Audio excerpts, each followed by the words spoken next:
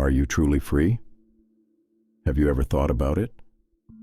How much freedom do you really have in your daily life, your decisions, even your thoughts? Or have you, without even realizing it, already become a part of the system? George Orwell's 1984 is not just a book, it is a warning from the future, a future that perhaps we are already living in.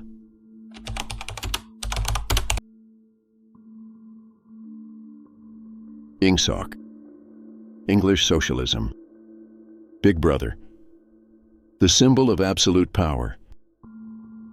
Thought police, the ever-watchful eyes over everyone. In this world, individuality disappears, personal freedom becomes nothing but a myth, and the truth turns into nothing more than the ashes of the past. The book's protagonist, Winston Smith, works at the Ministry of Truth. What is his job? To falsify the past. If yesterday's truth no longer fits today's reality, it must be erased. Everything is constantly changing, but one rule never does. Whoever controls the past controls the future.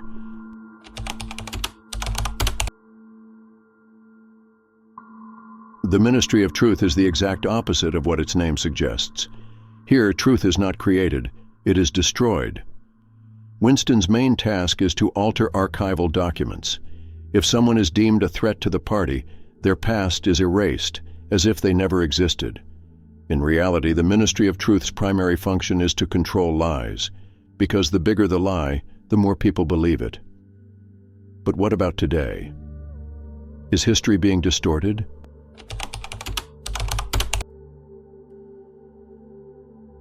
Every day, thousands of people gather in a room. The screen lights up and a face appears, Emmanuel Goldstein, the enemy of the state, a traitor, the most hated person in society. People scream, spit, even punch the screen. They watch him with pure hatred. But let's ask a question. Did they choose this hatred themselves? It doesn't really matter who the enemy is or why they are hated. What matters is that the hatred continues, because hatred fuels fear, and fear breeds obedience. Do you think this only happens in a book, or are the same mechanisms at play today?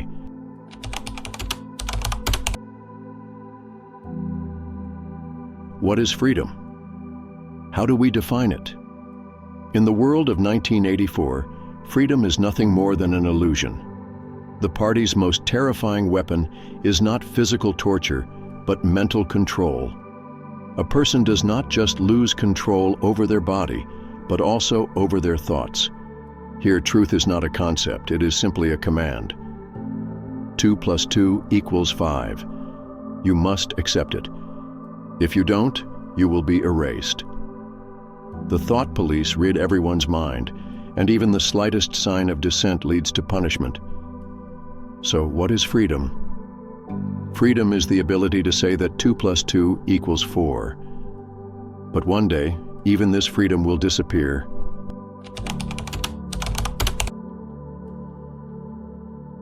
What is INGSOC's most dangerous weapon?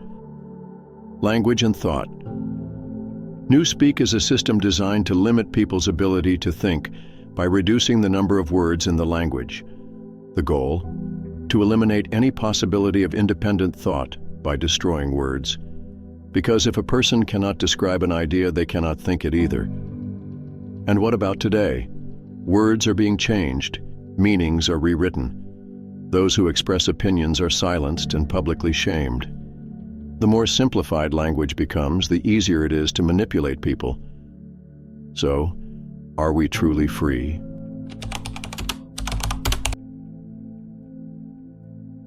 Winston and Julia, symbols of love and rebellion. Their relationship is not just a romance, it is an act of defiance against the system. In this world, love is forbidden. Loyalty between individuals is a threat to the party because love unites people.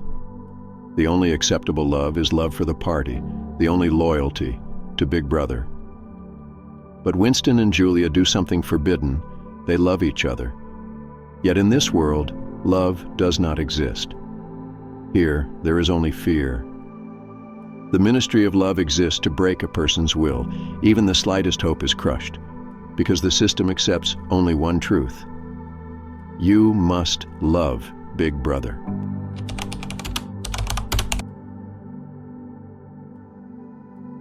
Every revolution, every rebellion has a breaking point. In the world of 1984, this breaking point has a name: Room 101, the final destination for those who defy the party.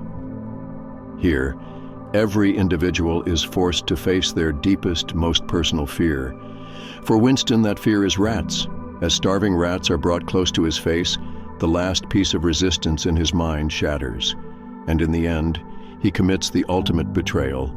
He denies his love for Julia. This scene does not just depict physical torture, it reveals the devastating power of psychological control. It is the moment when a person's body is not just broken, but their soul is destroyed. And what about today? Can people truly control their fears, or is society still ruled by fear?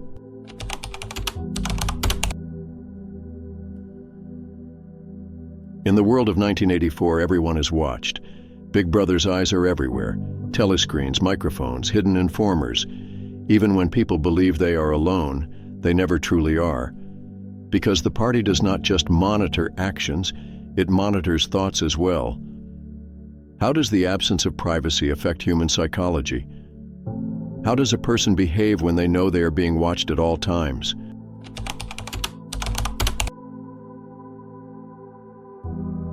Orwell asks us a simple question: is freedom possible?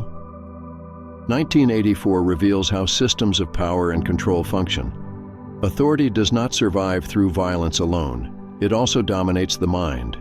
This book shows that freedom is not destroyed by open dictatorship. Instead, it is slowly erased from people's thoughts. Citizens are taught what news to read, what language to speak, what emotions to feel. And the scariest part? After a while, they no longer even want to know the truth. Orwell paints a chilling picture of a broken society, completely detached from reality. Everywhere on walls and posters, false values are displayed, representing the true nature of the regime. War is peace, freedom is slavery, ignorance is strength. Opposite ideas and fabricated truths are forced upon people. In this upside-down world, the awakened, or rather the survivors, struggle to resist. But to eliminate them, the party enforces the ultimate law, thought crime. The regime controls not only what people see, but also what they think. Orwell teaches us to question everything. Are we really seeing the truth, or only the version of the truth they want us to see?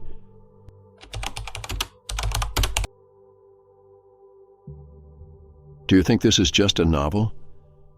Perhaps 1984 has already become reality. We just don't realize it yet. So, are we already living in 1984?